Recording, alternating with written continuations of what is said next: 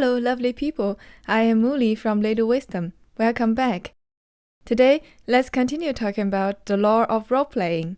See through people's masks. In the first part, we have discussed about why people wear masks, how to observe people to collect nonverbal cues, the difficulty and common error in interpreting these cues. In this lecture, we will dive deeper to decode people's nonverbal communication and learn how to manage your own impression.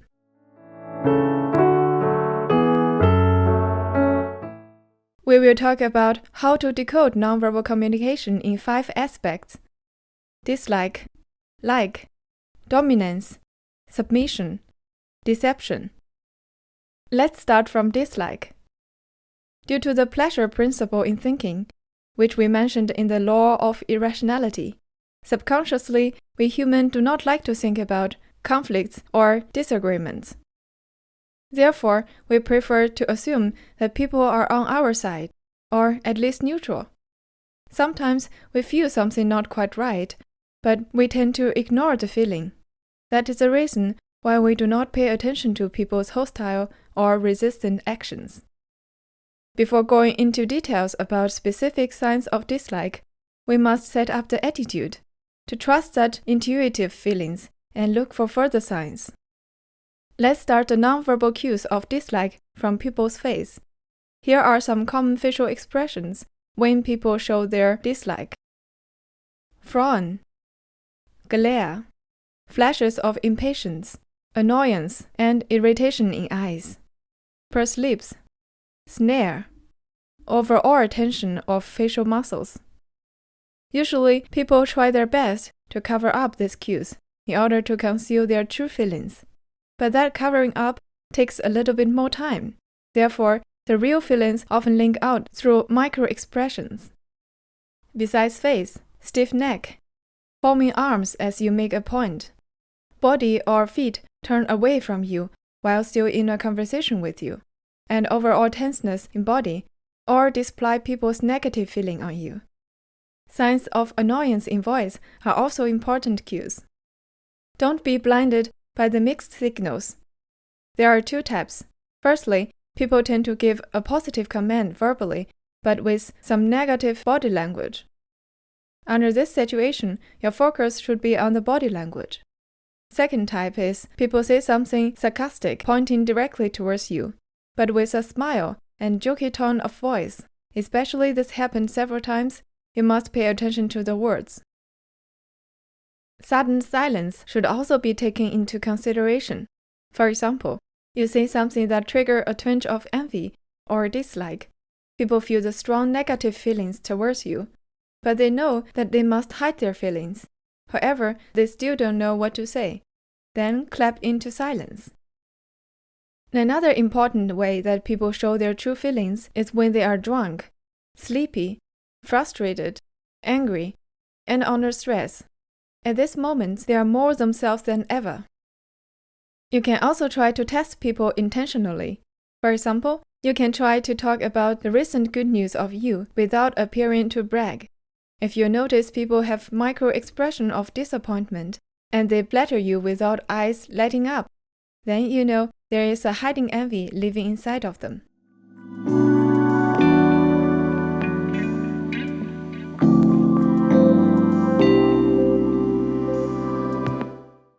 Next, let's talk about the nonverbal cues of like.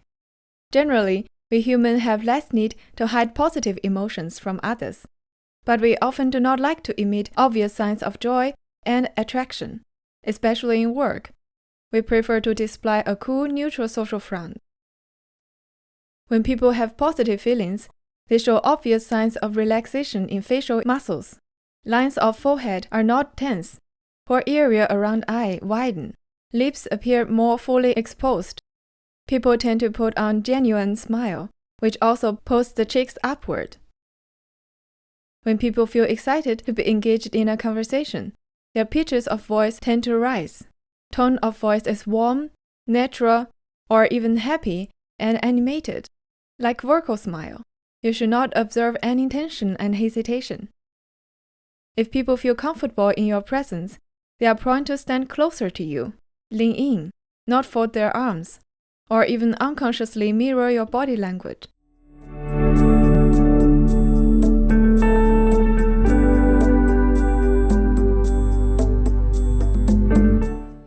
Next, let's move on to the nonverbal communication of dominance. We humans form elaborate hierarchies based on money, power, social position. But we do not like to explicitly talk about relative power position. We feel uncomfortable when others talk about their superior rank. See, again, we are struggling between the desire to show our power and the need to conceal it. Therefore, signs of dominance are expressed in nonverbal communication. We will discuss about nonverbal signs of dominance in two aspects: confidence and superiority. Generally speaking, the signs of confidence include people feel relaxed and comfortable and feel free to move. They like to look around more, smile less, and feel more entitled to touch people, such as touch people's arm while handshaking. They are prone to take up more space, create more distance around themselves. It is important to mention that the confidence is usually considered differently between male and female in the society. The superconfident male, we even give them a name, alpha male. They usually speak faster than others, feel entitled to talk more, and interrupt others frequently to gain control of the conversation. They tend to give extra vigorous handshake and work in confident style. On another hand, confident females are usually present a calm, warm, and business front. They listen to others more with complete absorption. Do not interrupt or assert. They tend to get others to do most of the talking, but they indeed have the control of the conversation flow. Their faces remain relatively still and smile less frequently. If they would like to attack people, they use certain looks of boredom, iciness, or contempt instead of blustery words. Through this quiet but extremely powerful mannerism, they successfully build up super-confident and elegant style. If we say confident is a positive side of dominance, then superiority should be the negative one. People show their superiority usually through frequent showing up late. They also tend to put on a tight smile, indicating irony and contempt for others they see as inferior, but give a cover of frankness. It's very interesting to observe dominance in couple. You can notice that the dominant one in a couple make eye contact with you, but not with their partner, and they only listen half to what the partner says. Very often, the dominant partner develops a negative pattern of behavior. The submissive one plays his or her rules.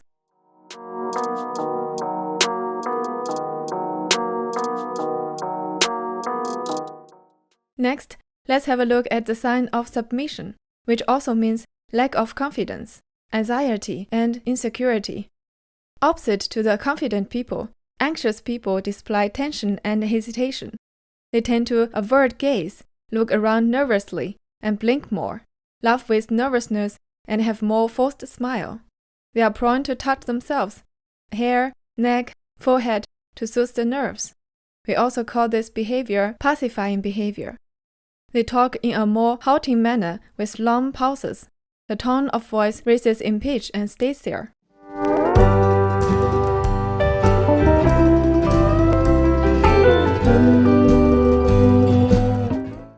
Next, let's talk about the deception cues. We humans are too gullible. We want to believe that most people are essentially good and can be trusted. That blocks us from paying attention to people's deception signals. To overcome it, we must learn to recognize them and maintain skepticism. There are several signs of deception that we must be careful. Firstly, an extra animated front. Most of the deceivers like to use this trick. They smile a lot, behave extremely warm-hearted, rapturous, and chatty. They try to explain their ideas with so much exaggerated energy and defend themselves with a tense level of denying. Do not be blinded by them. They are using conviction bias. We talked about it in the second part of Law of Irrationality. Unmatched nonverbal signals. When deceivers try to create an extra animated front, one part of their body or face is more expressive to attract your attention, while other parts have tension and anxiety. For example, big smile plus tense eyes. Exaggerated gestures with hand and arms plus stiff legs. Highly competent impression. Some deceivers know that defining themselves with strong denial looks irresponsible and unprofessional. Therefore, to create an opposite impression, they offer a highly plausible explanation with numbers and complicated statistics. In this way, they make themselves look more convincing and confusing. When people do not really understand what they are talking about, they cannot tell if that is true or not. Fake emphasis to their words. People tend to lean forward, use forceful hand gestures, raise vocal pitches with assertive tone to give emphasis to their words. Their eyebrows are prone to rise and eyes widen. It's quite difficult to fake all these cues at proper moments. Deceivers may do it a little bit too late, or what they do not match what they say. After seeing through people's deceiver cover, besides the initiative, firstly, do not actively confront them in the beginning. Instead, encourage them, showing interest in what they are doing and saying. Let them talk, reveal more signs of tension and contrivance. Then, surprise them at the right moment with a question or remark to make them uncomfortable. Pay attention to the micro-expression and body language at such moments to see if they have a freeze response or quickly mask the underlying anxiety.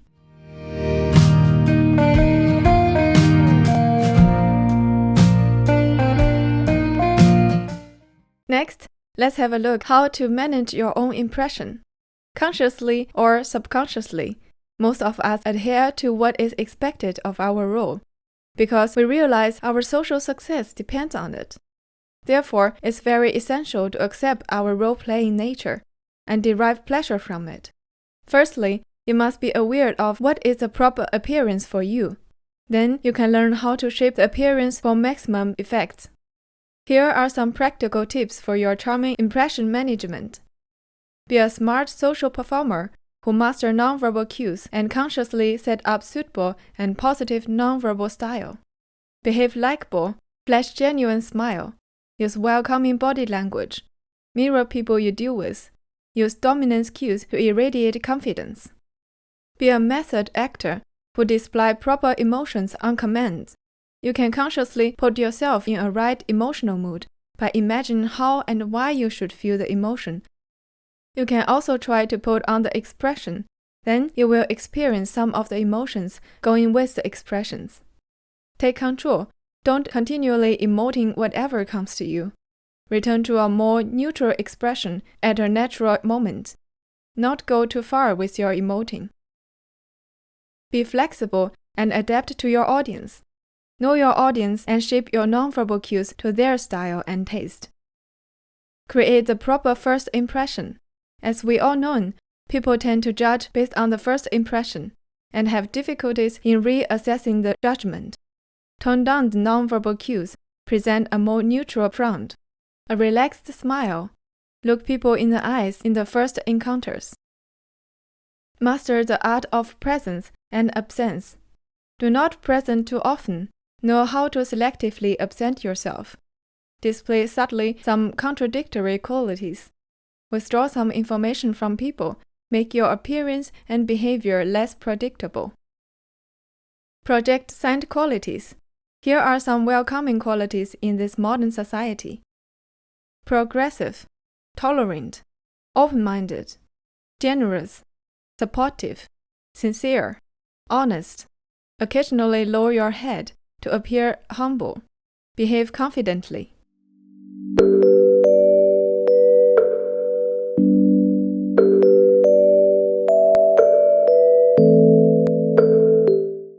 That's all for today. I know it's quite a lot of information to digest. Be patient and confident with yourself. Keep learning, keep improving. If you would like to share your experiences with us, or you would like to give us some feedback about our course, you are very welcome to leave comments below. Your opinions are very important for us. Thank you so much for your watching. If you enjoyed the lecture today, don't forget to give thumbs up and subscribe our channel.